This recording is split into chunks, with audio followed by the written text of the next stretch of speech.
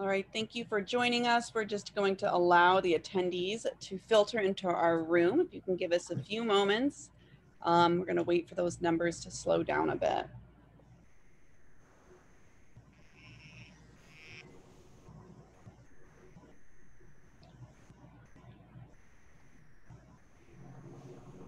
If you're just joining us, we're waiting for everyone to enter into the webinar room. We're going to wait a few more moments, and we will get started with some announcements.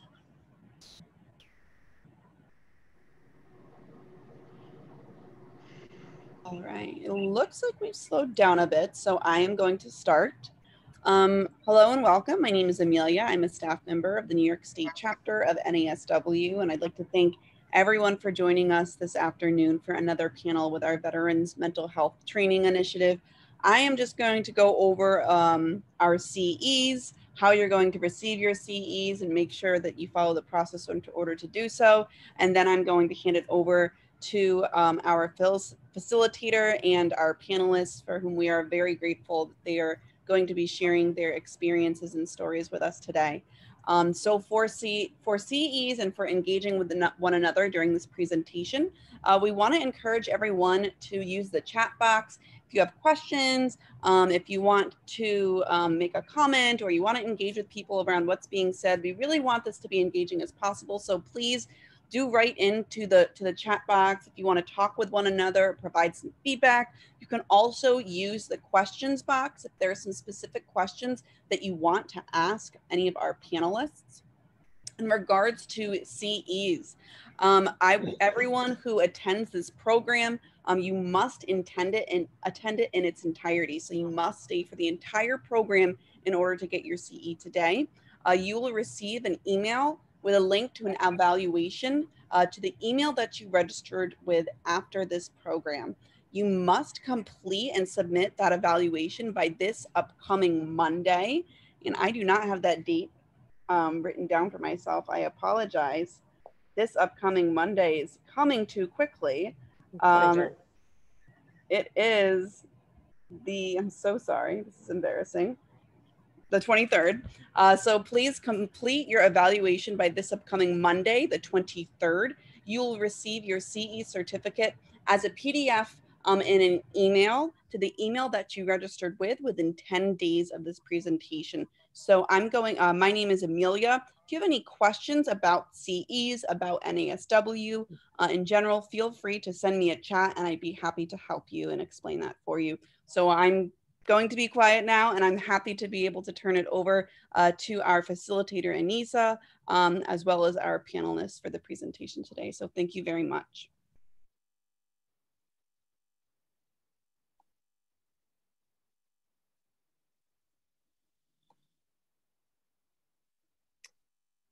Amelia, it says that screen sharing is disabled. I think you have to allow me access or something so I can do it. Okay, we will do that. All right, awesome. Awesome. There we go. Thank you.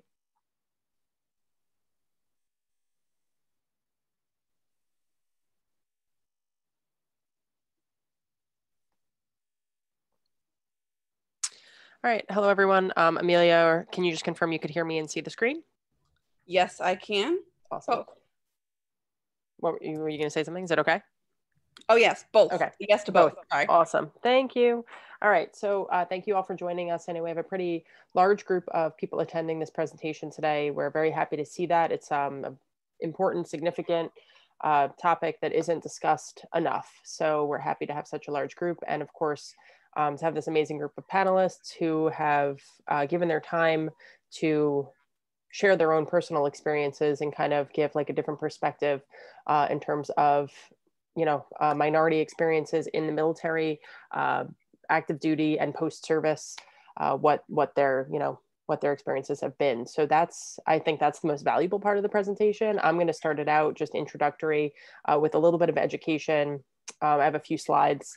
It's really just to set the tone and give us some background, more based in like the history of what different ethnic groups have gone through historically while serving in the military. So we have that just as like a foundation, but we're going to move on from that after about 20 minutes So it's relatively short.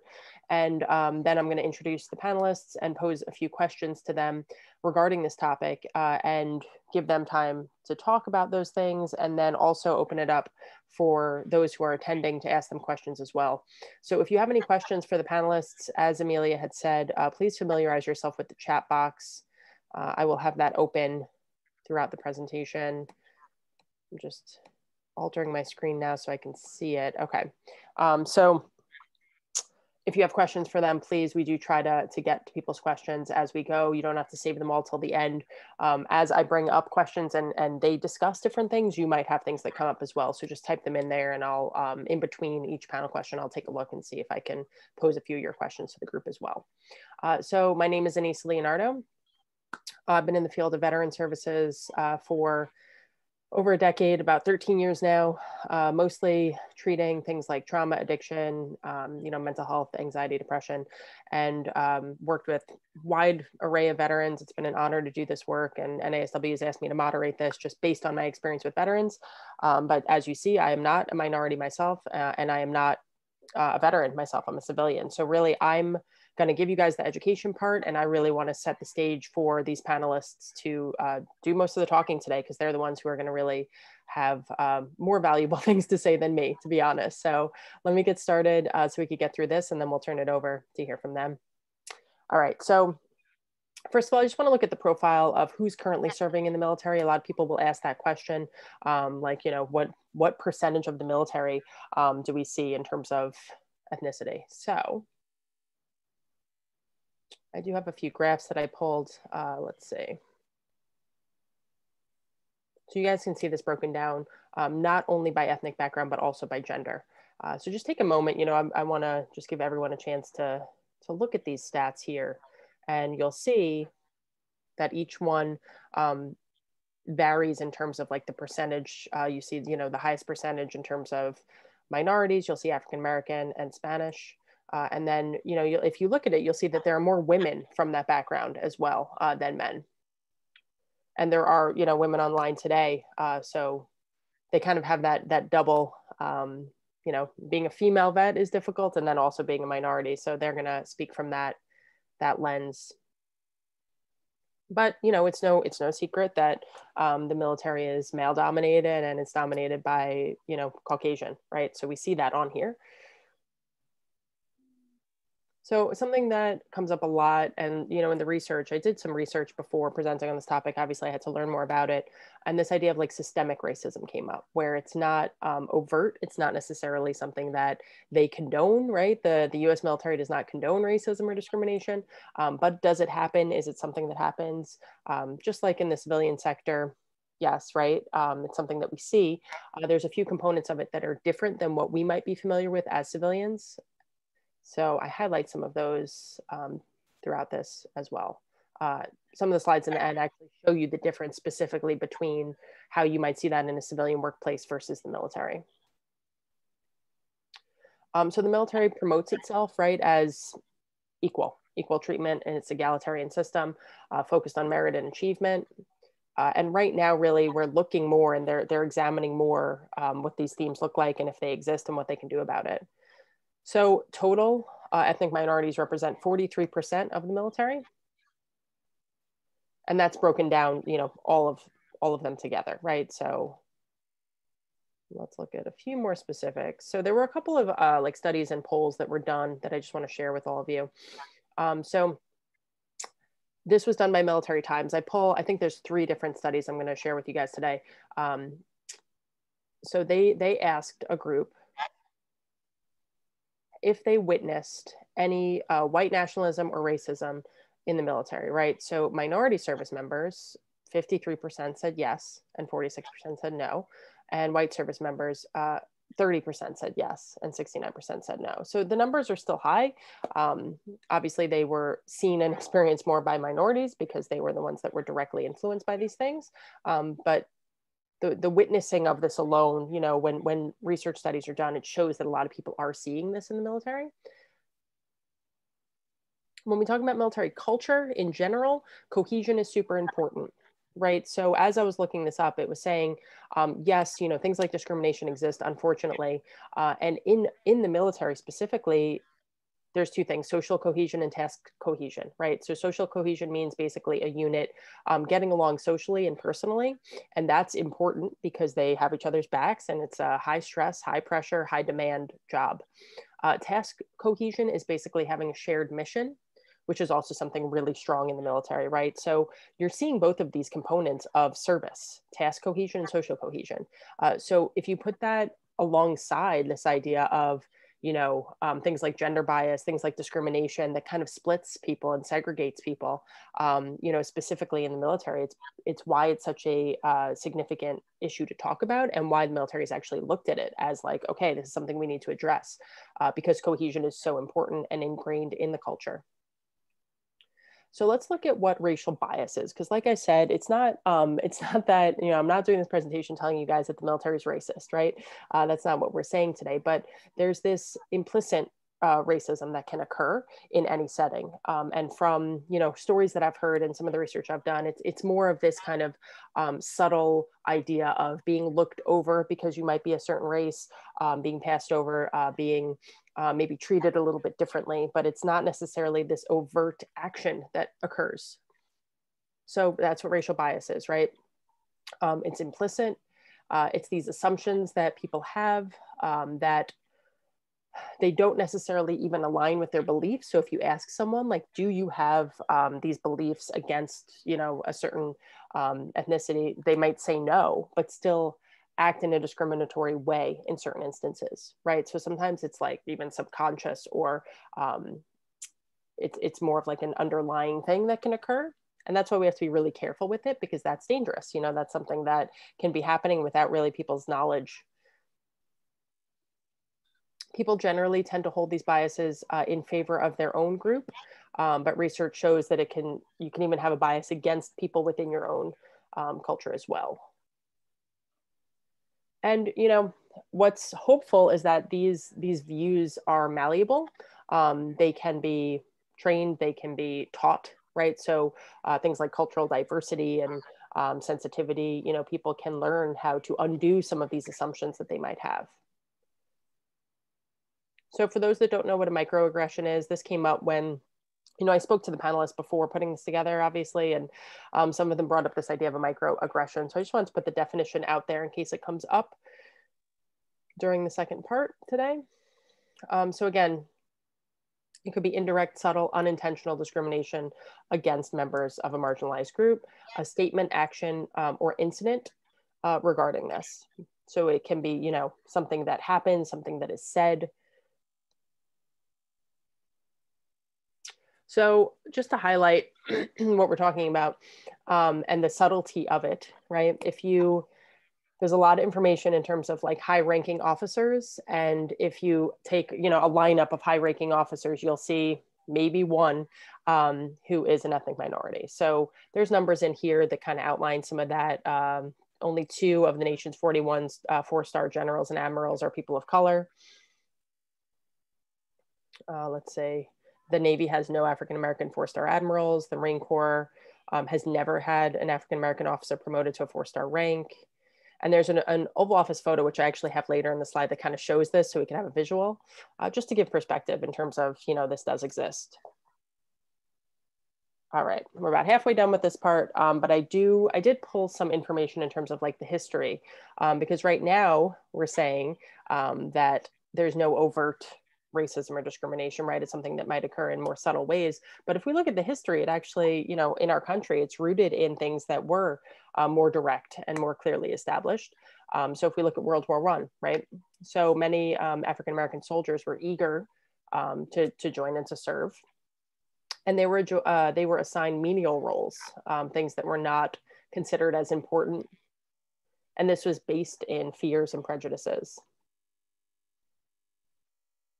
Regardless, you know, many of them did serve in combat. It was documented in 1917 for World War I that over 700,000 minorities had registered for service. They were barred from the Marines. Again, served in menial roles in the Navy. They were able to serve in all branches of the Army except for aviation. But there were certain, restrictions in place, which really shouldn't have been, but it was a different time, right? So when we think about the systemic racism, right, that's why I'm bringing up like historically what had happened over the years. So we're going to look at just World War I, World War II, and Vietnam, just to paint the picture of some of what people went through. So one of the things the government did not, they did segregated trainings basically. There were protests against this, but despite the fact that people were protesting, there were segregated training camps, and they persisted. And there's more things than what I'm highlighting today, right? There's a lot more, but I'm just giving like the broad overview. World War II. So the view of African Americans reflected the culture in America, which was not so positive, right? So these quotes are actually scary to look at. These are things that I pulled, right? So according to a report by the Army War College, African American soldiers were quote unquote careless, shiftless, irresponsible, and secretive, right? This was put in writing. Unmoral and untruthful. So commanding officers were told how to handle them because of these traits that were outlined. So it's scary to think of these people that the decision to serve your country is such a huge and like self-sacrificing decision, and then to be seen in that way, really affected people. And then a lot of the focus is on African American veterans, right? But there's other minorities as well that went through different forms of like mistreatment. Japanese Americans, for example, there were actually internment camps that they were placed in during this time, during World War II. And there was a ban where they were not allowed to serve after Pearl Harbor. And then when they were allowed to serve, it was only not allowed to serve in the Pacific, instead only in Europe, right? So there were restrictions in terms of where they were allowed to go. And then when we talk about like reintegration and coming home, right? That's something that's really looked at, and the contrast between Vietnam era and post 9/11, right? What that was like politically. And what we don't always hear about so much is discrimination that people experienced when they came home from, World War II and Vietnam. So it says here, right? Imagine serving in the army during World War II. You're in Europe helping your country. You're appalled at the racial theories of the Nazis, right? And at the time, you're discriminated against in the army. Your unit is made up of entirely of members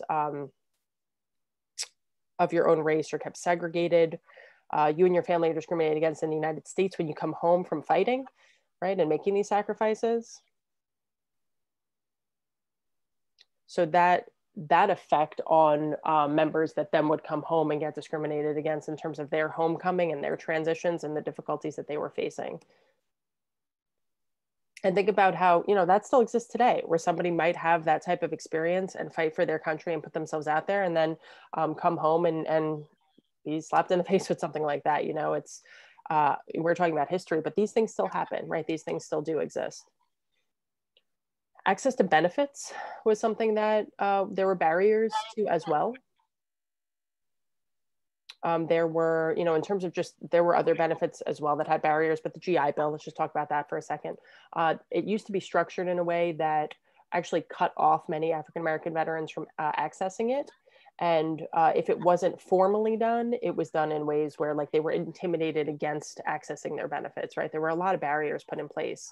And many of them also received other than honorable discharges that weren't actually like founded or rooted in something that was valid, but they were given this other than honorable or dishonorable discharge, which then blocked them from certain barriers as well, from certain benefits as well.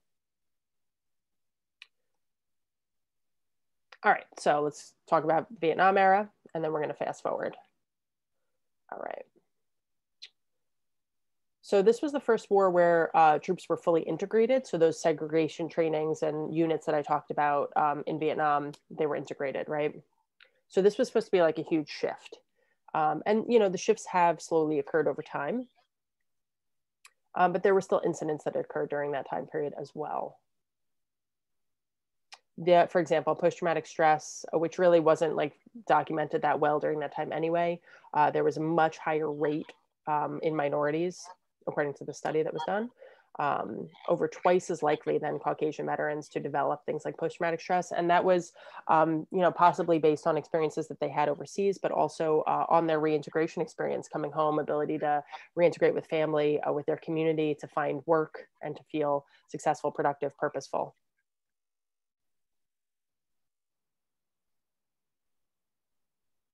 Okay. So in Vietnam, a lot of like interracial friendships were formed, right, where people really kind of overcame those barriers. But there were still, one of the things that you hear about, I have a couple of Vietnam veteran friends, and they always say like there were things like they would, if there, there was a combat operation, minorities were put on the front lines, right, used as pawns, things like that, that would occur. In addition to conduct, getting like bad conduct discharges or bad conduct, like things written against them much more often. So having less opportunity, less support, and just more mistreatment overall. And communities at that time in general were not as like compassionate and empathetic towards veterans that were returning home, which made it a little bit even harder. So yeah, there were changes. There's been progress. There's been changes made over the years. A couple of them being outlined here. So the reforms in the military justice system, which had been harder on minority troops, and the Pentagon making an effort to increase the number of African American officers, which had averaged about 2% during Vietnam. There was a few quotes from gentleman Robertson, who was a Vietnam combat vet, and he said one of the most important shifts that happened was the promotion of minority service members into these higher ranking roles, right? He said that was huge. That was really crucial. And he had gotten promotions himself and said that during his service, there was one officer in particular who tried to bust him down from the rank that he had achieved purely due to his race. There were also subtle changes made, access to different products and music, magazines, things like that were being requested. And then also training, cultural sensitivity training, race relationship training. And this was a quote here by Robertson too. I have a picture of him on the next slide. He wrote a couple of really good articles on this topic. He said, the one thing about the armed forces, they can't change the way you think, but they could change the way you act. And if you wanted to remain a member of the armed forces and get ahead, this became a priority to you. So they kind of made it like mandatory to act in the way, and that it was right. And he said conditions in the armed forces are immensely better and more egalitarian than they were during Vietnam. You have a lot more people of color and women in senior leadership, and that's going to change the culture of the military ultimately. So a little thought of hope, even though it's not equally represented by any means, there has been changes. All right, let's see. We looked at this a little bit earlier, but again, this is a further breakdown in terms of looking at ethnic minorities and the percentages who serve in the armed forces. So when you ask yourself, does systemic racism exist in the military? Then you look at these things like 2 of the 41 4-star officers being African-American, right? More than 1/3 of active duty troops said in the survey that they had witnessed racism, right? So it is something that occurs and that exists, needs to be addressed, needs to be talked about. That's why we're doing this today. All right, so this was, I believe, Sharon, this is what you had sent me. This was some information, another study that was done from Protect Our Defenders. So they were basically gathering information. Let's see, what can I pull here from you? Right, so this second part here, the data shows that in all the branches, African-American service members were substantially more likely than Caucasian counterparts to face military justice or disciplinary action. And the Air Force recognized this as a national problem, right? This lack of diversity. And here are some stats here in terms of the likeliness for these types of punishments, right? So on average, in each branch of service, there was anywhere from 1 to 2% more likeliness for facing, judicial actions against them. So when we look at the military, right, it says that it's like a control group in terms of screening people for these behavioral issues, right? Because we, in the civilian side, when I am applying to a job, nobody is asking me specifically about, you know, let's take a drug test. Let's talk about, you know, your background, and, you know, actually in social work field, they do that to an extent, but in the military, it's more rigorous, right? So there's a screening that occurs in terms of people coming in and making sure that they fit a certain criteria. And despite this, that should be equalizing, right? So everyone coming in goes through the same filter. But even with that filter, these racial disparities still exist.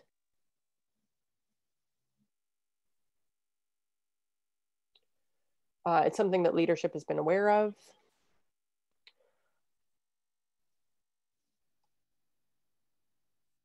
So the reason why, you know, we're looking at, what did it say, about 30% or over a third of people noticing racism or acts of discrimination in the military, people still call it a dead end. And why they do that is because, many of you may know this, some of you may not. When complaints are filed, they're handled internally within the military. They don't get looked at by an outside system, right? So what does that tell us? This is the last study I'm going to talk to you guys about today. So equal opportunity complaints, right? If you look at them on the military side versus the civilian side, per 100,000 workers, there are significantly less on the military side. So the complaints are not coming in, even though it's something that exists. It's something that occurs. Why is that? So for each branch, it shows similar statistics here, where on the civilian side, there's a significant number more of these types of complaints. So how do we account for that gap and that disparity? So in corporate America, employees can actually sue their employer over things like this, right? But in the military, it doesn't really happen that way. So there's not much incentive for people to come forward and report these things formally.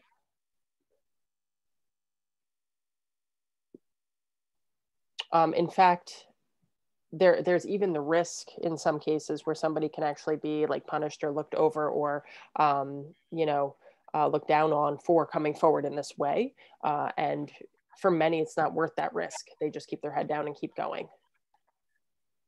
This was the photo I had mentioned to you guys earlier. So this is all high-ranking officers, and you know, it's any of these images you see, it's like, where's Waldo? You're looking for, it's all this predominantly, you know, middle-aged white males, right? So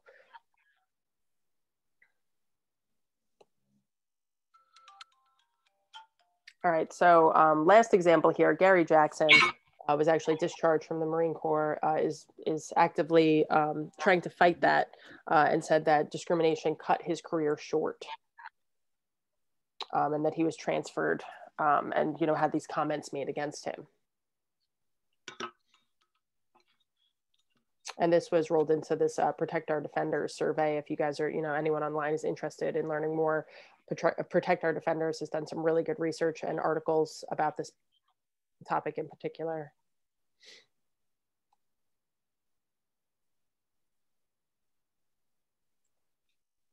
A quote from the first African-American general, Charles Brown. He says, when he talks pretty openly about discrimination in the military, and he says, I'm thinking about how my nomination provides some hope, but also comes with a heavy burden.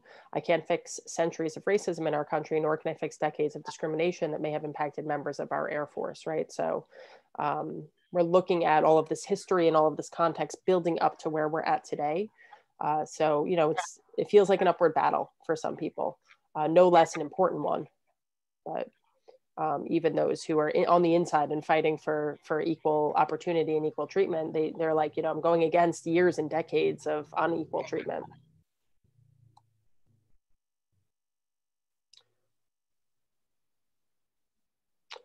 So, you know, racial minorities in the military continue to dedicate themselves. Like I said, this is not an easy decision to make, to join the service and to put yourselves on the line, really, in that way. So this call for like military policies to eliminate discrimination and to really make this major shift is crucial, right? And it's something that we need across the board on the civilian workforce as well. But the nature of what the military is and how, you know, how those experiences are for people, there's a strong need out there to really address this. And certain things that came up in terms of when I was kind of like interviewing the panelists and getting an idea from them of what they wanted to talk about, things that happened to them within their careers, life after service, ideas of stigma, racism, geography, depending on where they were, discrimination, disappointments, also successes and stories of like empowerment. And, you know, this was something I was able to overcome, and what helped them most in these journeys. These are kind of some of the things that we highlighted that we're going to look at today. With all that in mind, I know I talked fast, but I wanted to give you guys a crash course before hearing from our wonderful panelists. So let me turn it over now and introduce who we have here.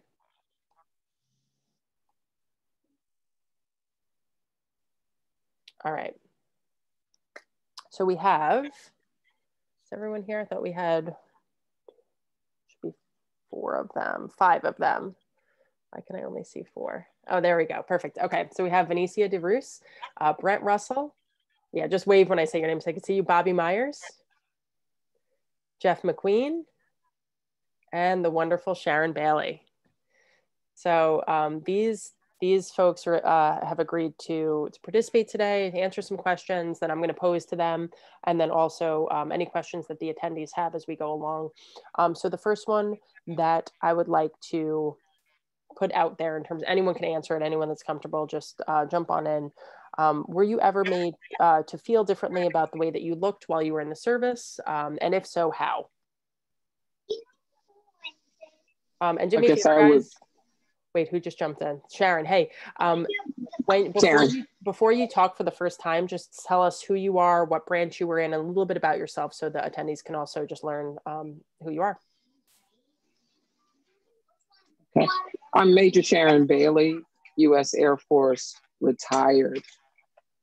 I was first on prior services. I was enlisted before I went to become an officer. So I enlisted in the Army in New York City, and I was a combat medic. I was sent to San Antonio.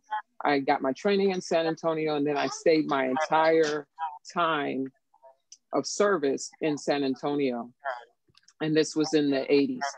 So as African American in any branch of service at time as a woman, there's certain ways that we could wear our hair. So I could not have my fro or any other fashionable look at time. And if we did have cornrows, we could not have a number of cornrows. So we could have 2 braids, and that was actually regulation. You can only have 2 braids. And so most of the time we just had the ones that were around in our heads. There was the makeup. You could not wear different colors of makeup. So the red was a negative, but they also felt like the makeup would draw attention to yourself as a woman. So we didn't wear the makeup. And then fingernail polish was also an issue, and your fingernail length was an issue. In the medical field, that is an issue either way, but it was the color of the nails was an issue as well. So you stayed away from red, and you try to fit in. And that's what I got from a lot of my friends that were in the military or family members. They just said, or you don't stand out. Well, I was a center on my college battle team. So, you know, I'm going to stand out either way. So I'm 6'2", and I couldn't fall back. So everybody saw me. They called me Jeffreen. And if anybody knows about the Beverly Hillbillies, Jeffreen was Jethro's sister. She was a twin. And so she was big, and the Bodines were thought of to be very stupid. So those are the things that we were called while we were going through basic training. And those are the things that we had to deal with. Thank you, Sharon. Anyone else? Hi, I'm Benicia. I'm a Navy veteran. I served 7 years on active duty. For me, boot camp was in Great Lakes, and my training was in Jacksonville. I was there for 6 months, and then my first duty station was an aircraft carrier. So I was in a Truman for USS Harriet Truman for 3 years, and on shore duty for 4. I spent my entire career in Virginia, Norfolk, Virginia Beach area. So I agree with what Sharon's saying. Since then, the time that you served, now you can just wear your cornrows back. There can't be any designs or anything like that.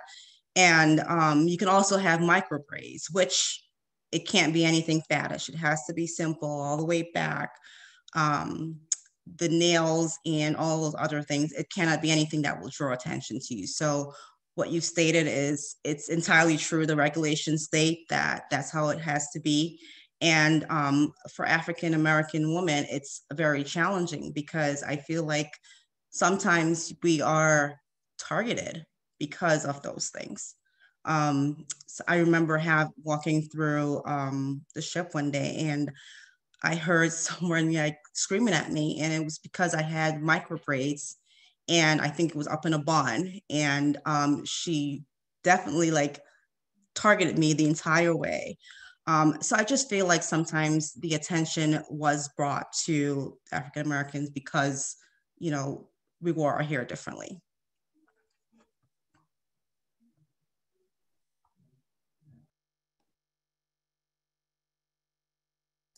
Bobby, you have to unmute yourself.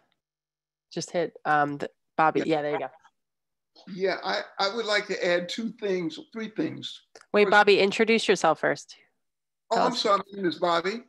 I am a former Army. I was in the Army for about almost 2.5 years. And my experiences go back a bit further. But there are two things that I would like to mention that end up being impacting, but I didn't know about it at the time that they were. The first was, I grew up in a subdivision on Long Island in Amityville. And I grew up at a time when my parents bought the home there in this brand new subdivision. It was 1950. And it was the first community on Long Island that a Black man was allowed to buy a house. Up until then, all of the other new communities and towns that were being built, and the reason that they were being built is because there were 2 aircraft manufacturers on Long Island, Grumman's and Republic. And they ended up with a lot of World War II and Korean veterans that were working that 24/7 shift. So this is where the need for people to be. So, but I didn't know that at the time that my parents bought it. And secondly, all of the parents that I saw on the block in the neighborhood, I never knew that they worked or they had been in a segregated Army or Navy, because some of them had been Army, Navy, Marines. Not so many Air Force. But those two things I did not know. I got drafted in 1966. When I ended up in Vietnam, in South Vietnam in 67, I had already grown and had experienced the systemic racism that existed in our communities, in our schools, in our books. We were made, at least I was made to feel like a second-class citizen. As I was growing up in elementary school, I remember it vividly. And so by the time I got to when I was drafted, I had other friends that had joined the Air Force, they had joined the Marines, they had joined the Navy. But what I will say is that the whole neighborhood was just scooped up in the military in one way or another. It was seen as a passage to manhood, if you will, a rites of passage. But the racism that was going on then was an experience. And I'm fascinated when I'm listening to the women speak about their experiences, because when I was there weren't that many. If there just wasn't that many. I never saw one my whole time in wherever I went. And so I know they were there, I just didn't see them. So it was a journey. Thank you, Bobby. A couple of comments came in just saying that it's important to hear this history and something people aren't necessarily aware of. So thank you. Sharon, were you going to say something? I saw a question. Yeah. That came up with the requirements for the hair for women, period. So you couldn't have it on your shoulders. So your hair had to be up, above the ear, so right about in here. And that was for everybody. And as you know, it's really hard to just put your hair in a ponytail, as a person of color. So it just identified you more than others. And so you cut your hair a certain way, and you couldn't do certain things with your hair the way you would if you were a civilian. We couldn't.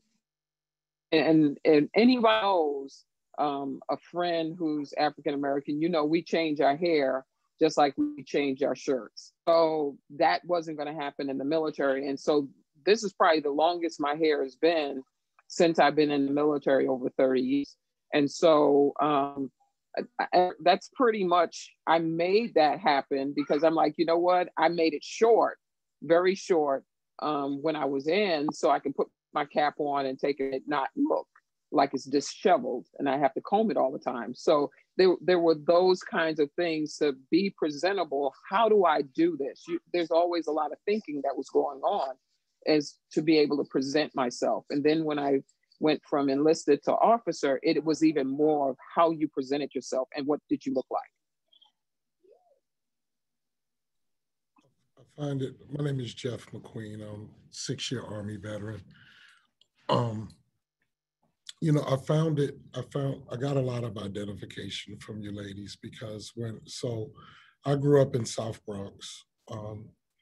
And so we were very, the lifestyle that I come from was all about my shoes and my hair, right? Like we kept our sneakers clean and our hair was always in waves, from the center out beehive, right? And I took a lot of pride in that. That was my thing, I'd make you seasick looking at my hair.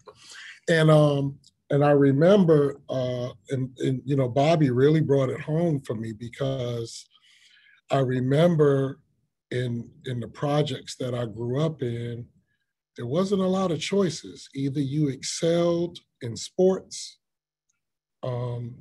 maybe you had some musical talents. A few of us was academically inclined, but the majority just kind of like you tried to figure out like if you could get a civil service exam, which at that time was even a racial system. So it was hard to become, to get in unless you went with sanitation or park and recreation. Like there wasn't really letting you go to the post office or work at the police department, any of the jobs that might have seemed a little more ethical and dignified. And so a big thing was, a way out was to the military, right? Guys was like, you know what, I think I'm just gonna go to the military. Like this is my way of not falling victim to this heroin epidemic and allowing myself to be able to have some dignity and earn an income. And what really stuck well for me was seeing guys come home owning cars, because there wasn't like everybody drove a car, So seeing guys come home and driving a car and having money in their pocket was huge, because this was something and they were telling stories about going to Hawaii or going to this place and that place.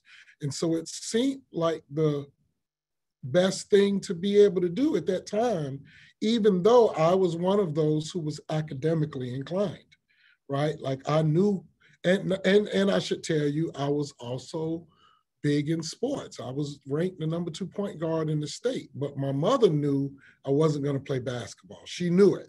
She said, you know, you're not going to play ball, so stop teasing these colleges. You know, you're not going to go play ball, right? And she was right. She knew I wasn't. Like I knew it wasn't my passion. It was a plaything. I was good at it, but it wasn't what, I didn't want to play for the NBA. I had no desire, right? But I was academically inclined, and my father was 82nd Airborne, and I wanted to do that. That was my hero, and I said, you know what? I'm going to go do that. I'm going to do what Dad did, and I'm going to go become an 82nd Airborne and jump out of planes and fight for my country. And I didn't know what I was saying at the time. I just thought it was the honorable thing to say. And when I joined the military and they cut my hair, the sergeant asked me, what is wrong with you? He said, what's wrong with you? What are you, an animal? Are you some kind of a Shar-Pei? What's wrong with your head? Why won't it cut like every other head? Because when they cut my hair, the waves were still there. Even though they had cut it real, real low, you could still see the waves in my hair. They couldn't cut it all the way down unless they did it bald. And he was like, and they just kept, and then I remember sitting in that chair and everybody laughing and pointing. And to me, I was like, I don't know what y'all laughing about. Like, this is the deal right here. This is Black men all over the Bronx wish they had him.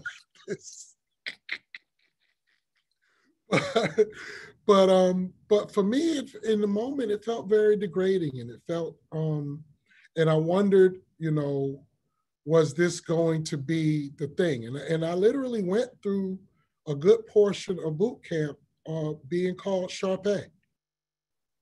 You know, I went through a big portion of that because that stuck with the guys, and they thought it was funny, and they found it to be humorous, and they rode with that. The only thing that changed that was my internal spite to exceed beyond that and prove them wrong. And so I felt that I needed to do everything faster and better than everyone else. I felt like I needed to break the chain, you know, and that made the difference for me. At some point, the sergeant couldn't help but recognize, well, ask Shar-Pei. Y'all can't seem to get this right. Shar-Pei, you lead them. You show them how to do it, you know, and I found the voice to let him know that my name was Mcqueen. That's Shar-Pei, you know, so.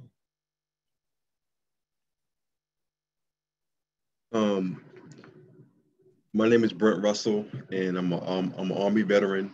I served in the military for a little under 2 years.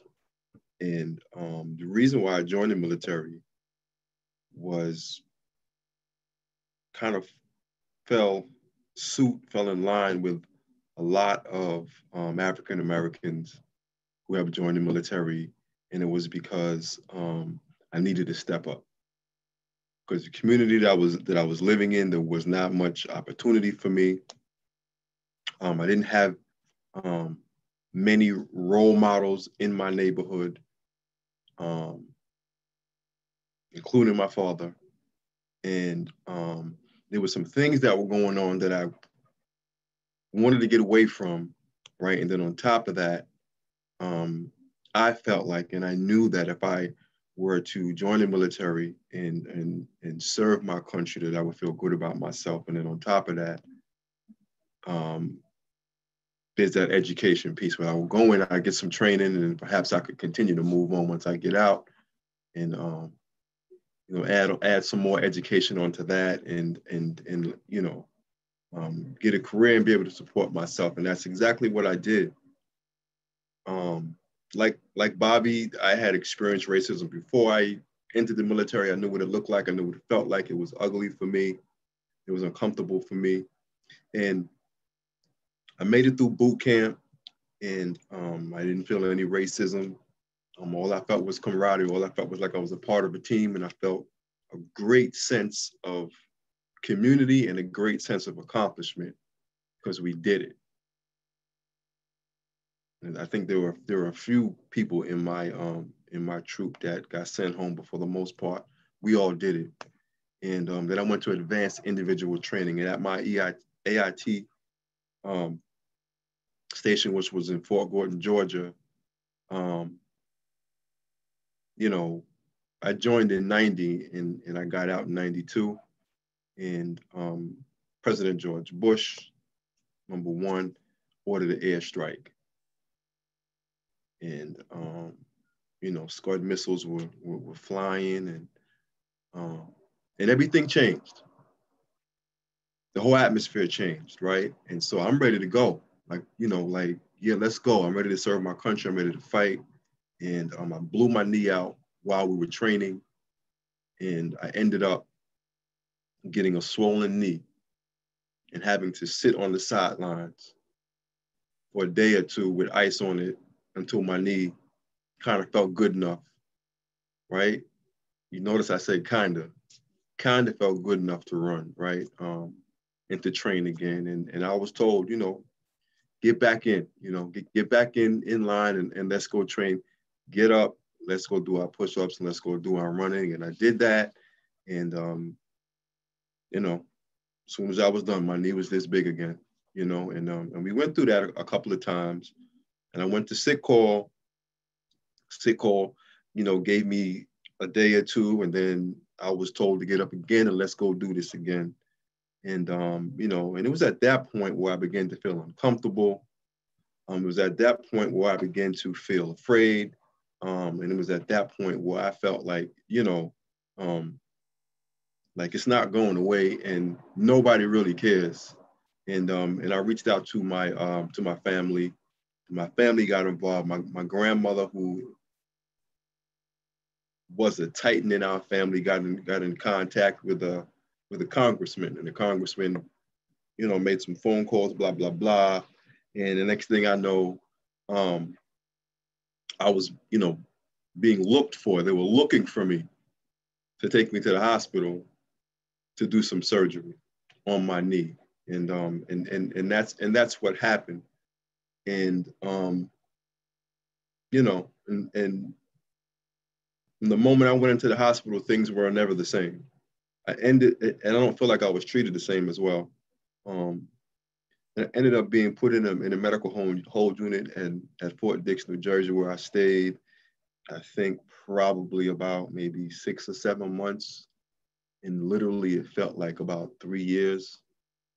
I was given menial tasks like data entry and things of that nature. And, you know, I just felt terrible. I felt as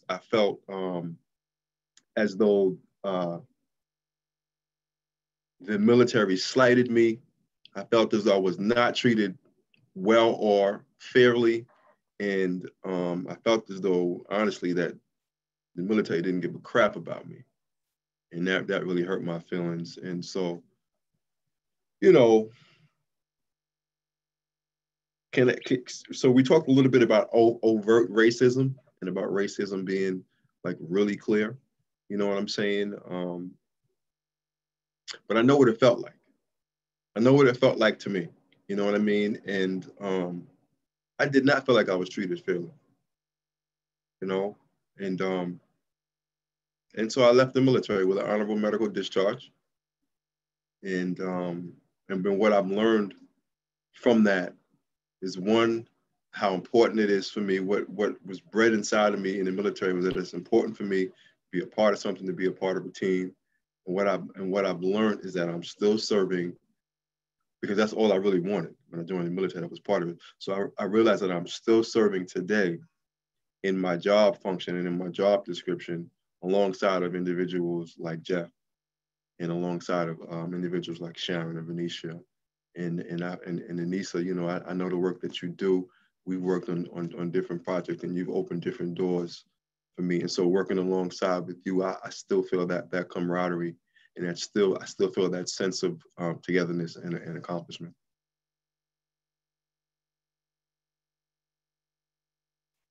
Well, those were 5 powerful stories from each of you. Thank you so much for putting that out there. kind of piggybacking on what a couple of you mentioned, I just want to ask one more thing, and then feel free, attendees, to any comments or questions as well. Did you ever feel like, or did you ever see, even in other people, there were like opportunities that you felt like were not available to you or available to others based on race?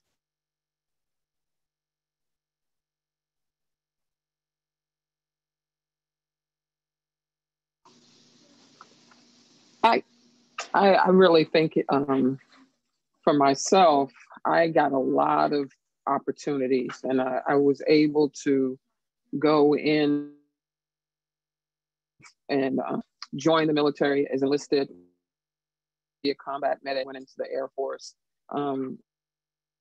reserves, time as a flight medic. So, did some different things. And then when I decided to become a social worker and go into the Air Force active duty, again, I got an opportunity to talk to a few social workers that I really believe they wanted to have diversity in the program. And they really made me feel comfortable. They supported me. And so when I made the decision to go into the Air Force, they were the ones that kind of made sure it happened. And it was a husband and wife that were in leadership at the time. And they were white. And so anytime an opportunity came up, they would put my name in the hat. So this one situation, we were on a task force to put together a training program, a guide for other social workers that were coming into the Air Force, because at the time we were losing a lot of Air Force social workers because of the work. It was very hard. And at the time I was in maltreatment. And so that's like the person that's Child Protective Services, and we're doing domestic violence. And this is the first time the military really took on that as an issue in the military. Was in the 90s. So a lot of social workers were basically burning out, and they were getting out of the Air Force. So they put a task force together, said, hey, we want you guys to do something. So me and a group of other social workers, and it was probably about 15 of us that came together, did an offsite for a week. We talked about the issue the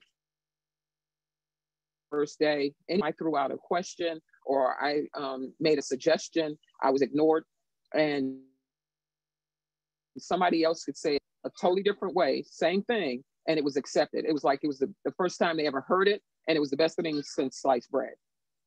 So, as I'm sitting there, I said, I know why I'm here at the table, but I am the only one, because of the opportunity that I did have.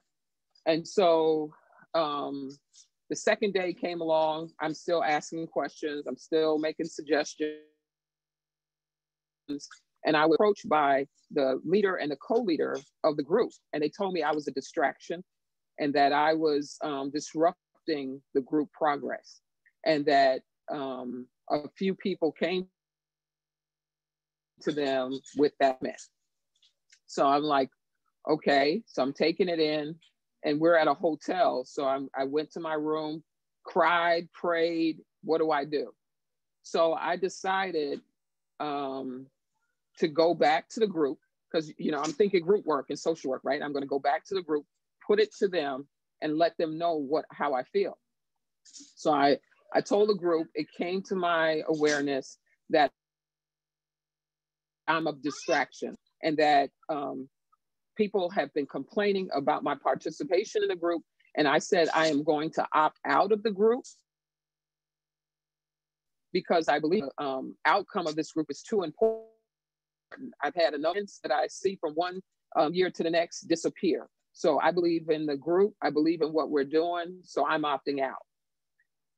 So like I said, everybody in the group said, they acted as if this is if they've heard it. And so everybody in the group basically voted to keep me in. And from that point on, you know, people started listening and they started hearing what I had, but I had to do some, and I realized that I may have a privilege to be somewhere, but that doesn't mean people are going to want you there. So was I the token? I may have been the token. I may have had right personality to do that. I don't know. So when we went to out the program, they saw who was part of the group, and the Black social workers that were in the meeting, they came to me and they said, Sharon, it is great to see you in this position, because there's nobody that has ever looked like you have been at those meetings. And it's good to see that you were there. And then they said, but let me tell you, and at the time I was a lieutenant, they said, you're never going to make any rank past major. That's your ceiling. So don't think just because you're getting opportunities that you're going to be promoted past the rank of major. And so when I got passed over towards the end of my career, it almost felt like I broke my neck, because from that point on, I was easing into everything. I was able to do things that most social workers were not able to do. But when I hit that wall, it really took me out for a while. And I was dazed for a long time, even after I got out of the military. So I retired in 2007. And so those are things that really stick with me. I have opportunities, and I told you I was racing, I was running. And then when I hit that wall, it just devastated me to the core. What I do know is that, so here we go. Here's Army 101. So a platoon is roughly anywhere between 25 to 50 soldiers. And in that platoon, they will break it down into different squads, or what we call sections. So our platoon was right about 45 guys. And so they had broke it down into 3 sections, right? But what I identified is that my section was predominantly Black, right? So they developed the sections so that the squads, that the white guys stayed together and they kept all the Blacks kind of together. Now, this is what you will also recognize, is that as you change the core of the group, you also increase the level of oversight and rank. So a squad will have a corporal and a staff sergeant and a sergeant, while the platoon will have, first, second lieutenant, first lieutenant, right, lieutenant, that will bring a larger realm of oversight on it. And so what was happening is that I recognized that anything that was available for us was available for us to be able to do among ourselves. They didn't put it where we were able to be of larger numbers and ranks over anyone else, because they divided us and sectioned us off. So yeah, I could be the corporal over my squad. I could be the sergeant, and I left as an E8, right? But I could be the sergeant over my squad, but I'm really only over us. You see what I'm saying? They wouldn't make it so that I was able to be in a role of leadership over any of them, only over us. So based on what you guys are saying, there was always like a ceiling or a dead end that you felt like existed. If I might add, I know the time frame between the time that I was in and out and the time that many of the other panelists went into the military. What Jeff just explained didn't even exist, because I spent most of my military time in South Vietnam. It just worked out like that. And what I will say is that there was always the white boy that was the squad leader.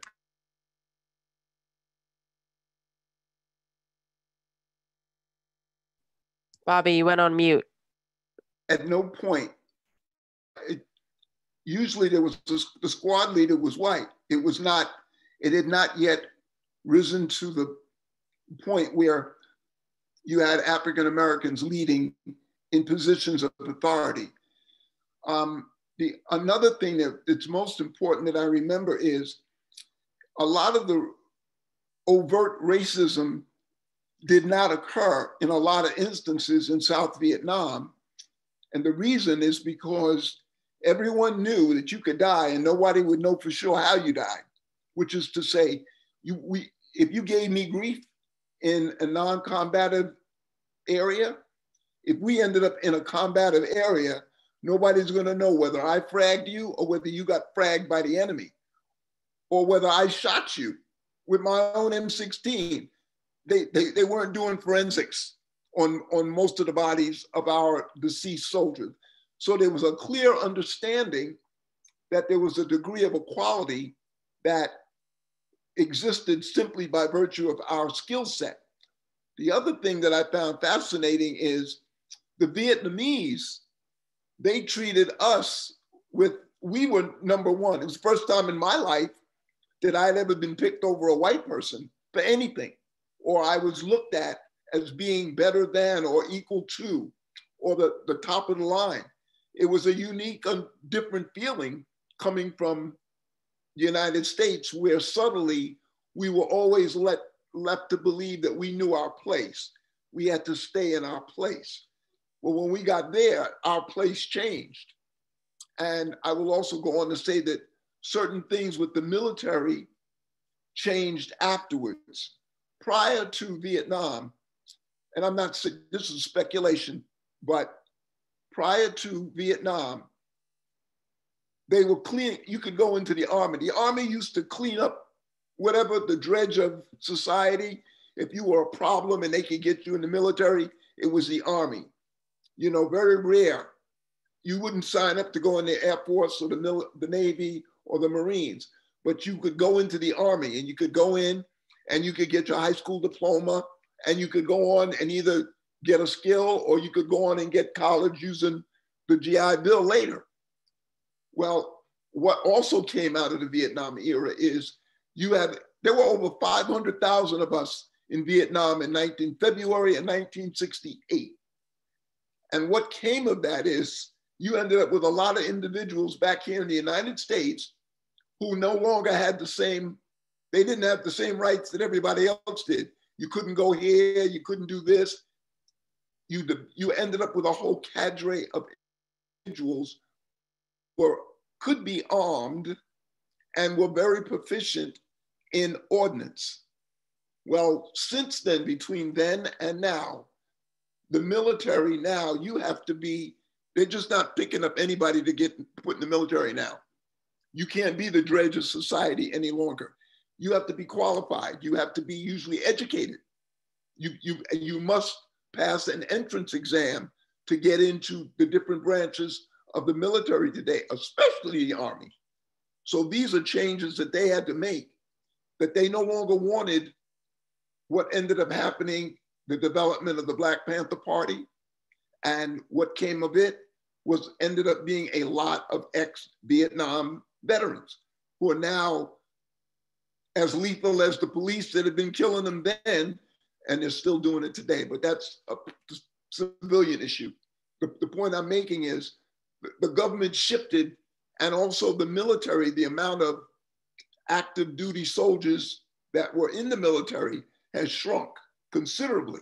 So, you know, there are mechanisms that had taken place, but I remember that vividly, specifically. But yes, positions of authority, we just were not getting in comparison to the positions that were available and who we were leading. And I just wanted to add to that briefly that there are African American Americans who have went to different countries to fight different wars, and as Bobby had said, had realized that they were being treated better there, and they never left. They're still there. They never came back to America. Yeah. They stayed because of the respect and because of the better treatment that they were getting, and they knew what they were going to get when they came back to America. Yeah, that's true. When I was in my internship for social, I did it through the Army at Brooks Army Medical Center. And I had a colonel, he had his PhD in social work. And when he found out that I was going to go into the Air Force as a social worker, he said, Sharon, come into the Army. And I said, sir, you know, I've already been in the Army and you do too much physical training. All right. The push-ups, sit-ups, you know, 2-mile run. I'm an athlete, but I didn't want to do all that. And that it is more responsibilities that you have outside of social work in the Army. So that was different. And so his recruitment for me was, if you the Army, when you go up to officers board, you will have us looking at your package. More of us, meaning there will be more African Americans in leadership, in oversight of you than it would be in the Air Force. He said, you have 3 sons. And wherever you go in the Air Force, it's going to look like the service in which you're in.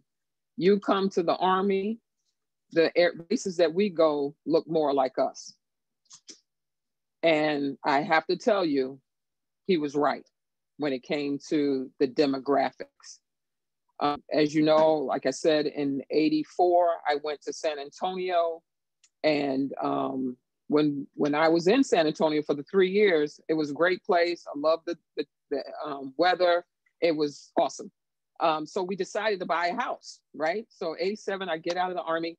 I find out what neighborhood is good for children to go to school and stuff like that. So I settle in the northeast side of San Antonio. Anybody, the northeast side of San Antonio is in the 80s, like, what are you doing in that community, right? I didn't know at the time that San Antonio was segregated, right? East side, Black people, west side, Mexicans, north side, white folks. I didn't know that. I was in the military. We were all together. My next door neighbor was everybody. So I get in the neighborhood. I'm the second Black in my neighborhood. I walk down the street, take my kids for a walk, and guess what? Guys driving F-150 down the street. Look at those niggas.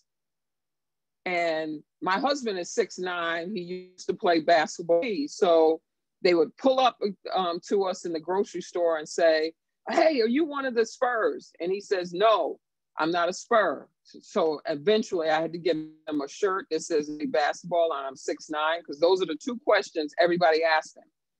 So when he said no, they said, oh, and they pulled off. Oh, just another nigga. Every day we walked out the house, we were called a nigga. We had 2 children that were next door to us. One was probably 2, the other one was 4, and they had a puppy that was a Black puppy. The boys would come outside to play in the backyard, and the dog would go off, right?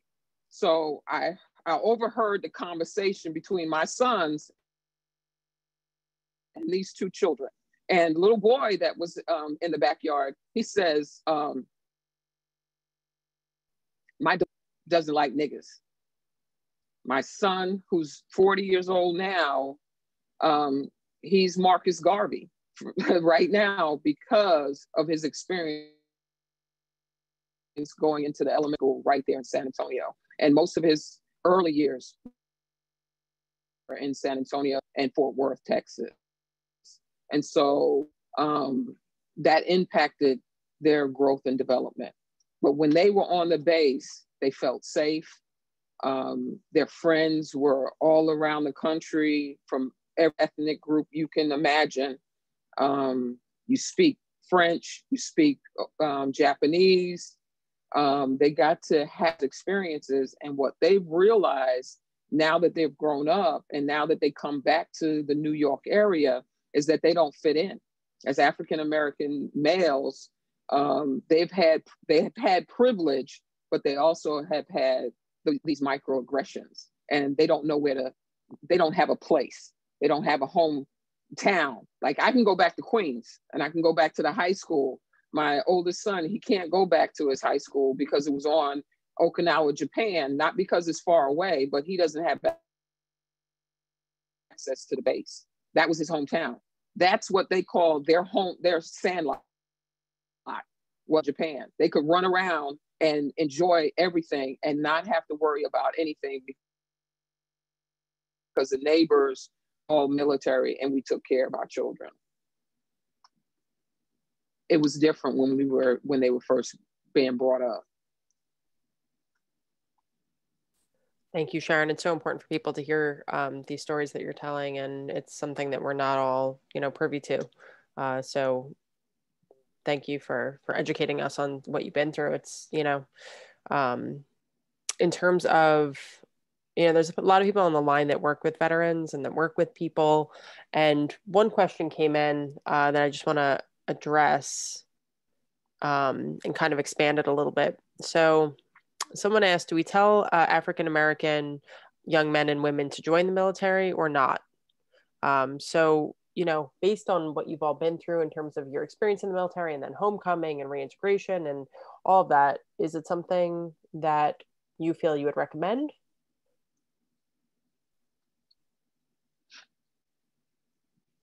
I have 3 sons. I tried to twist their arms to go in.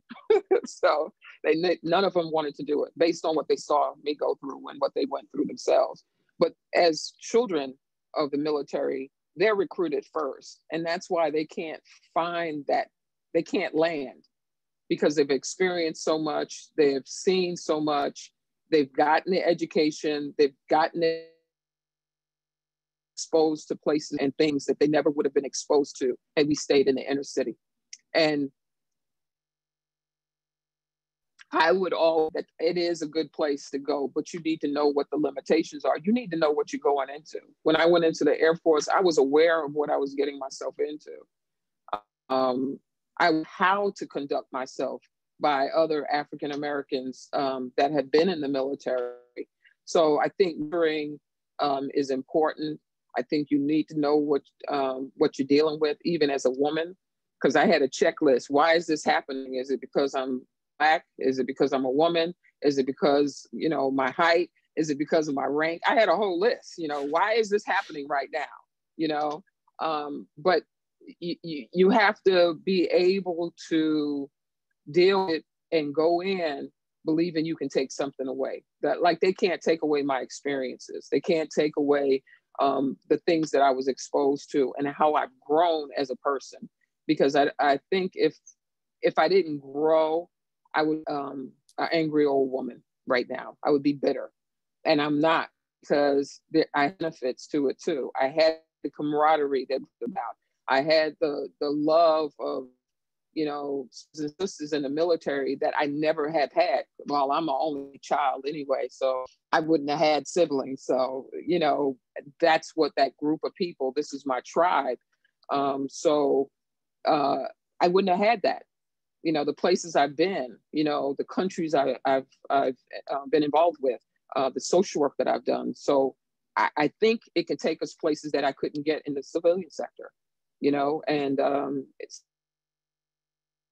sometimes you've got hardships. But like I said, now my sons, they look at older and they said they wish they went in early on. So Sharon, her answer is yes, but with specific advice, right? Not just to go in blankly, but to go in with like a certain mentality. So for everyone else on the line, yeah, know what's your career. Exactly. Know what career, because sometimes we're ushered into careers that I'm not going to make any money coming out, go into careers that's going to bring you somewhere when you get out as a civilian. Going into combat, I know that's where they would want many of us to go. And I would say, no, you look at what you want to do when you get out. Look at the careers that you have. Look at the opportunities because they will frame it in a certain way that it sounds attractive, but you're sitting just watching planes all day, 7 days a week, 10, 15 hours. I don't know about you, but that's what came in to do. So it's just be aware, do your research, talk to somebody that's been there if you can. That's the best thing I would say to anybody that was looking at going into the military today, especially of color. Yeah, I'd also like to add that, you know, along with Sharon, let me just reiterate, yes, definitely do your research. Make sure that what you go in is going to equal up what you think you're going to be getting when you get out. And also, you know, if your children want to join the military, go with them to the recruiter and be a part of that whole process.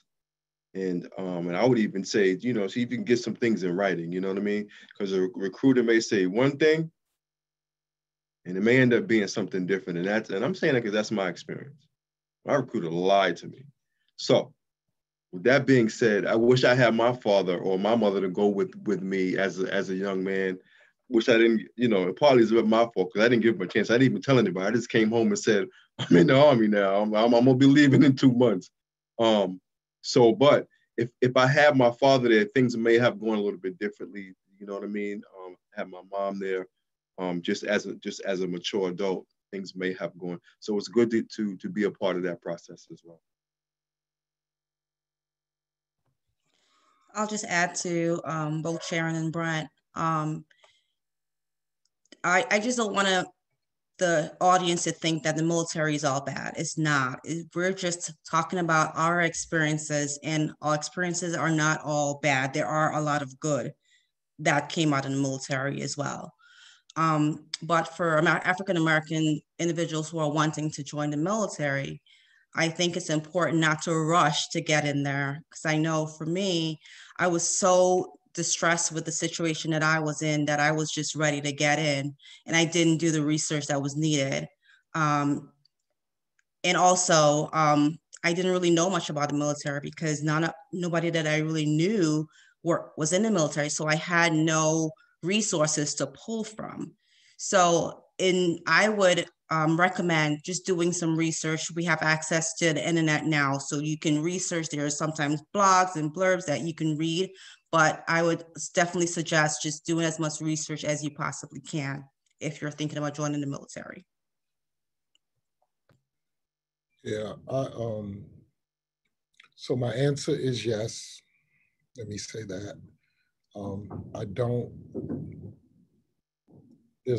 I gained so much from becoming a soldier, to be honest with you.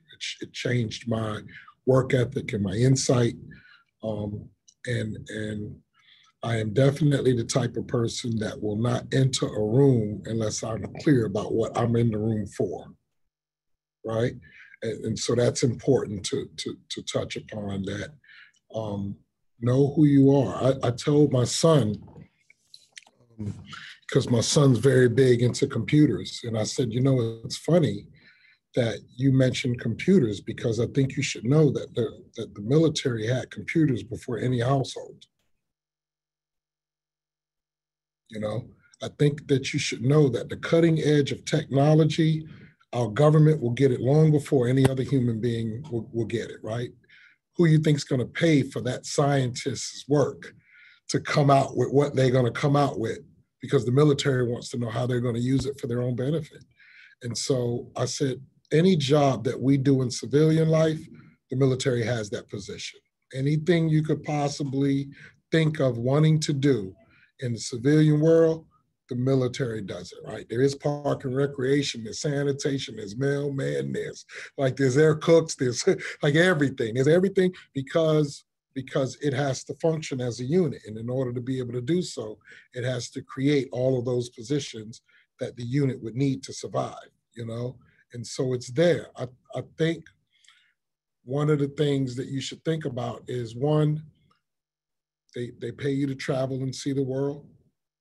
They pay you to travel and see the world, right? And not only that, but I think that if you want to be the best at what you do, they're going to provide you the best training. They don't go halfway in. They have experts that will teach you how to do whatever it is that you're deciding to do with your life. I would just suggest that you pick a career that, if you're not going to retire military, right, then pick a career that leaves you with something after. Don't go in the military, become a demolition specialist, and then come out and be like, okay, so now what?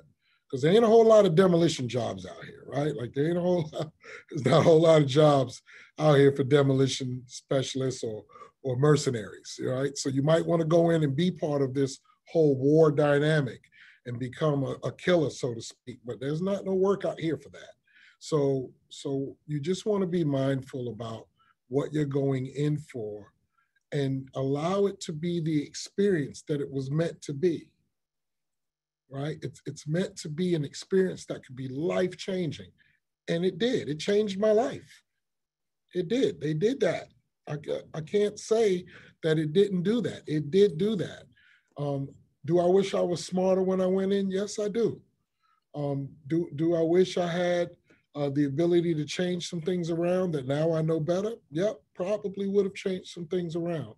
You know, I had that experience that Bobby had, going to combat and being concerned about the argument I had last night with someone before being deployed today, right? Like in peacetime, having a discussion, and now being on the field of combat, I'm looking at him and I'm looking at the enemy. Like I'm trying to figure out which one's going to draw on me first. So there's some things that I wish I would have known and done differently.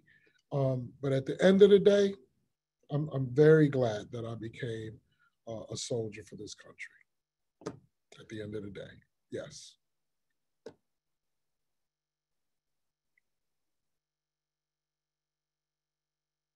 Bobby, you have to unmute yourself. I was going to say that I agree with that. And then another interesting point that I'd like to just bring or make is that during the years when I was drafted, but I mentioned it earlier about the military being segregated. I don't know if it was segregated in Korea. Now that I'm thinking about it, I just really don't know. It seems to me, though, it was sometime in the 50s that Eisenhower integrated the military, but I'm just not sure about that bit of piece of history there.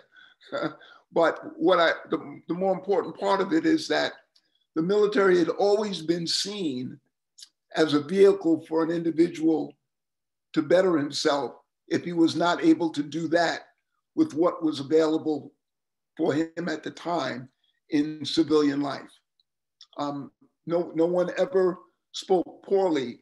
And as I've said, I never heard my parent, my father, or any of the other fathers that I ever knew in the military that had been in the military as well, or my uncles, they never mentioned this. This was years later. I was grown up when I found out. I would say yes, that there are many individuals, especially in the African-American community, where this was a vehicle to a better life, you know, depending on whether you became a lifer or whatever period of time that you were an enlisted personnel. The benefit package that you got upon an honorable discharge could not be matched by anybody anywhere. There was no other entity that could do that. And so that's why it became such a vehicle for many in the African-American community to go in and to enjoy, to embrace, and end up having maybe buying a piece of the planet, which is just, a house and some property someplace, and raising a family. So it did work out. It was beneficial. So yes, I would advise or suggest someone to give it. And today, well, your wars are less. And so I would just suggest to them to give it consideration. That, yeah. Great. Thank you all so much for your input. Sharon, were you going to say something else just now? I was going to say piggyback on what Bobby was saying, that, you do get you could buy a house, whereas most of us could not get a job, whatever it was, in the civilian sector and be able to buy a house with no money, that type of thing. So I think think it leveled the field that we were on. And African Americans that I've talked to that are older, they said the same thing. And education and, you know, as many roadblocks. Now they said, you know, the bar is here and you got to pass it. And we just learned to jump over that bar, you know, but that was the bar. So we learned to do better and get the things that are available to you, you know. So houses, education, financial gains, that has all come over the.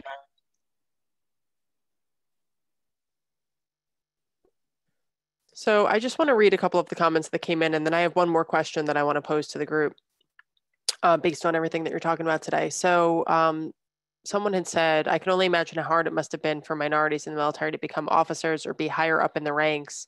The scrutiny must have been intense. I would think that others would look for any mistakes or slip-ups that should not have been.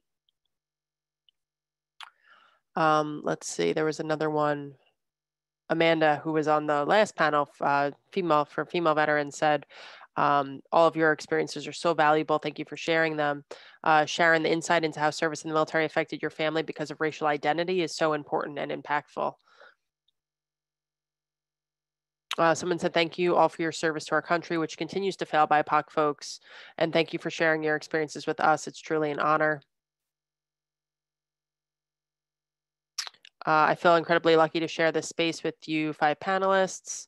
As a social worker who works with veterans who have criminal justice involvement, I feel like my mind-heart practice really required this increased awareness about military racial discrimination, historically, pre-draft enlistment, during and after the military. Thank you for the important lived stories.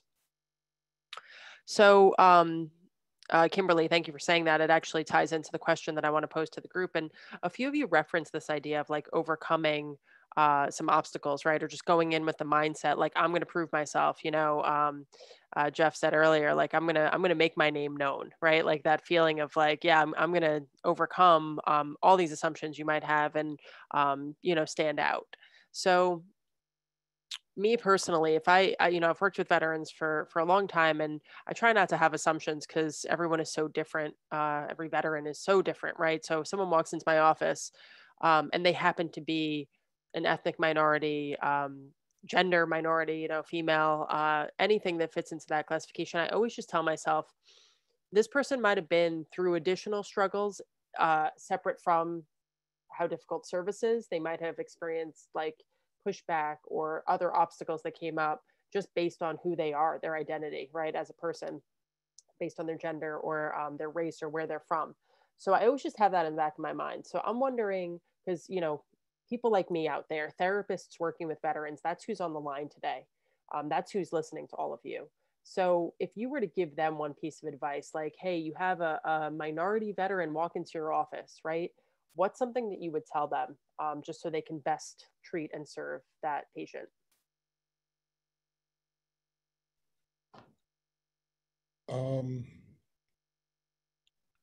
Wow. So, you know, we still support a lot of veterans in the work that we do here. And it's a never ending battle. I think the one thing is to remove assumption, allow the story to be told, and give them the canvas and the paintbrush, right? Like, let them tell you who they are and what their experiences are, and not assume that what you know fits and works for them. The experiences, and I think you've heard it already here just with the 5 of us, the experiences are so diverse and unique. And the mission is so different for each, because I have the agenda given to me, and then I have my own agenda, you know? And so I think the one thing is to allow yourself to be a blank sheet for the veteran walking into your office, and give them the opportunity to tell their story. Thank you, Jeff. I think it's important to know that you may not reach everybody. And I say that because there are individuals out there who I myself would not feel totally comfortable opening up to, right? And so my suggestion would be that you bring to the table what you have, and that's it. What do I mean by that? I mean the simple fact that I am an African-American Black male automatically puts me in line to reach certain people because they're just going to feel comfortable with me.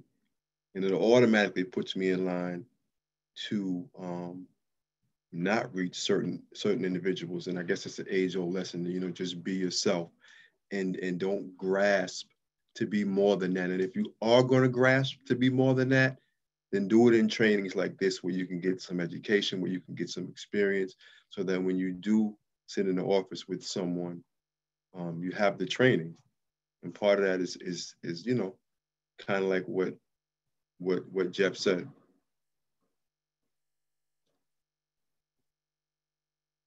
That's great advice, Brent. Thank you.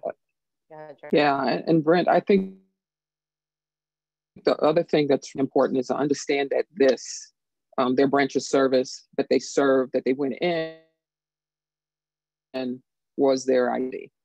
And you want to know how that experience affected the other identities or the other roles that they play in their lives. It really impacted my service to my country, really impacted me as a mother. So that's important, you know, for a provider to know and understand. But how do you get there? Because I'm not going to let you know that right off the bat. You would have to really want to know, how did your role as a military member impact you? You know, and the things that you do impact you as an African-American woman, as a mother, as a wife. I think it's important. I also think it's important to know, why did the person go into the service? Because it's different. When you're talking to Bobby or you're talking to me, it's different. He was drafted. I wasn't. I volunteered. I raised my right hand and said, I want to go in. That's different. Leaps and bounds. You don't just say, oh, I know you served. No, just being drafted and being a person of color feels and totally different. You went in feeling like, you know, you didn't matter in your society, going into a service that you feel like you might be just fodder for the enemy, and then coming out and your country hated Vietnam veterans, but they hated the African American as well. You know, so there's a lot of hate. So how did that hate impact you? You know, and then for me, I volunteered, you know, and being a volunteer is something totally different. It when you thank me for my service, I'm like, I got more from it than I believe my country got from me, you know. And so that's why I pour in my service as a social worker. I pour it into those that I serve.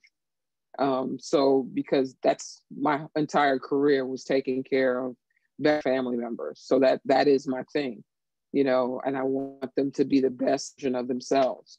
And I think if people feel that you care about them that they'll expose more of their identity to you. But you have to know that it is an onion with identity. But I am an airman, you know. Venetia is a sailor, you know, and we have soldiers.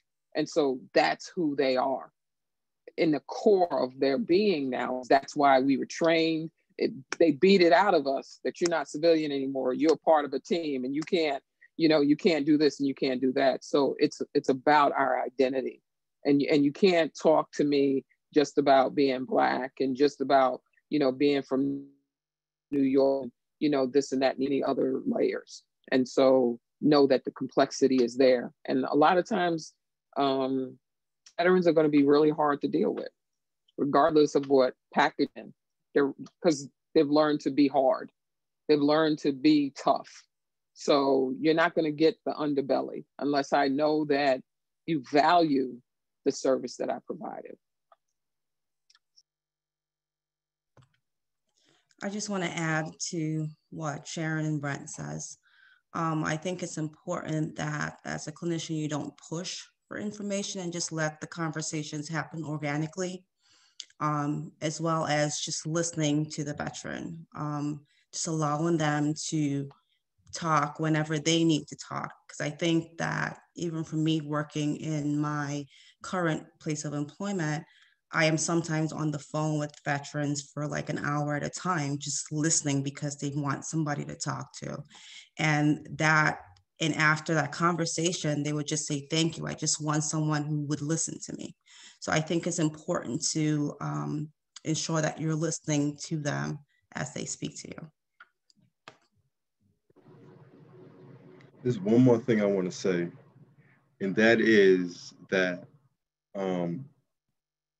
everybody's not the same, right? Every veteran is different, and there are some veterans who will not speak to you if you're not a veteran. But there also are some veterans who will. So don't put yourself in a box. Don't get caught up in a box. Don't think that just because you're not a veteran that you're not going to be able to reach us, because it's not true.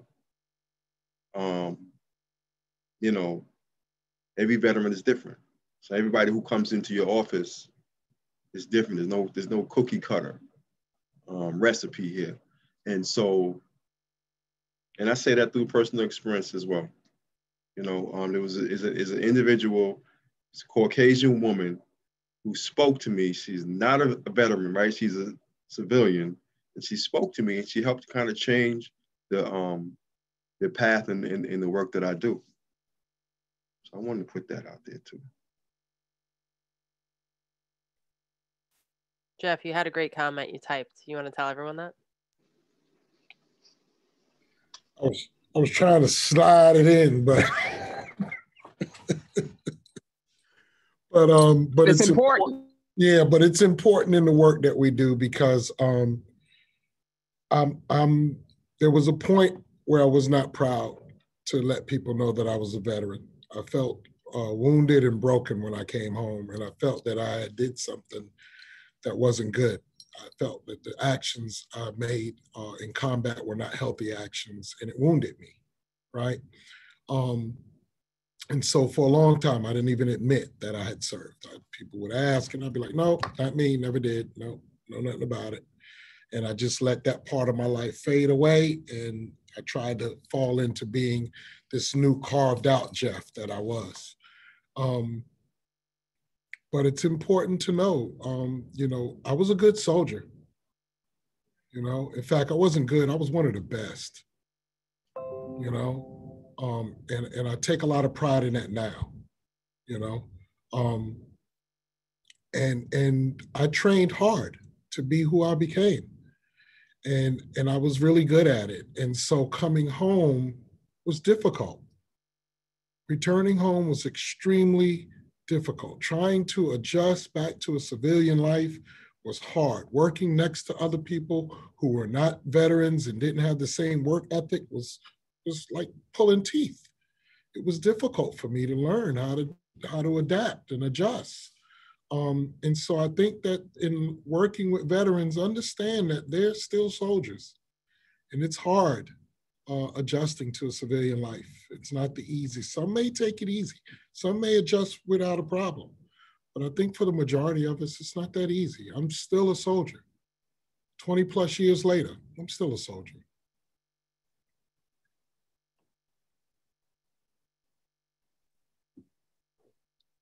One of the comments that someone made that you just made me think of actually in the Q&A, not the chat box. Carl said, the human nature of military service was on full display today.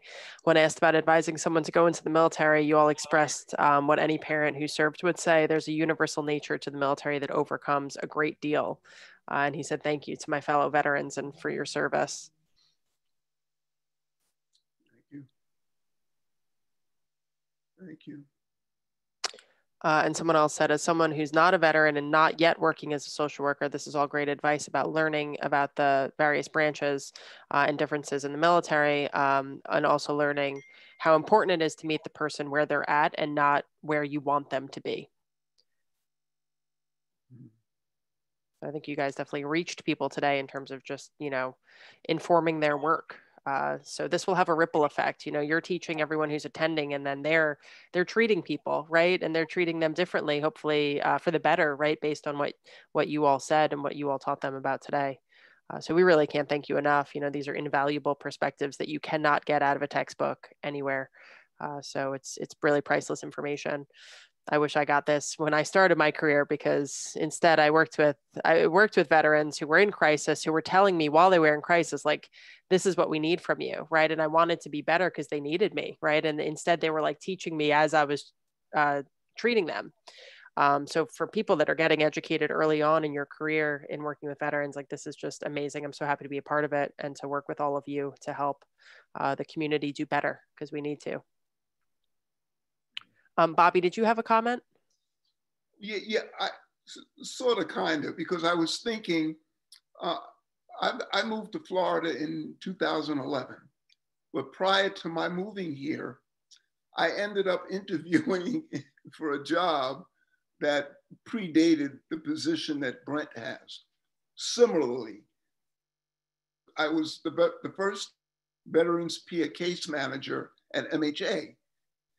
And what I discovered was that there were many vets that, well, first of all, the position as it developed at that time, my job was to connect with the veteran, try to get him him or her connected with a VA or Social Security or anything else or anywhere else that they might need connection, so that they're just not floundering around. And one of the criteria was that I had to have been a combat veteran. And I found that initially, as I got involved, that many of the vets, the moment that they heard that I had been a combat veteran, it seemed to soften them speaking to me about whatever problem or concerns they might have. So I remember that vividly and its impact. I also realized that at the time, the veteran service organizations that were in existence then, I had no idea that there were that many involved, that available. And I think back for one of the clients I had, he had been treated at the VA for 4 years. They were treating him, treating him once a month. He would come in, they were giving him meds, and it was going along well. Then they found out he had a bad conduct discharge, and they gave him 3 months worth of meds, and dropped him. And as a result of that, I was able to connect him with an organization in Queens that handled him. But this was an extension of that. And it had to come as a result. But that was all that I wanted to. I just wanted to mention that. Thank you, Bobby. Thank you. Any other closing comments from any of you, or anything you want to say to the group?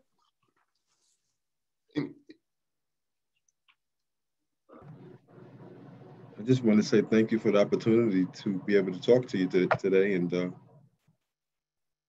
God bless.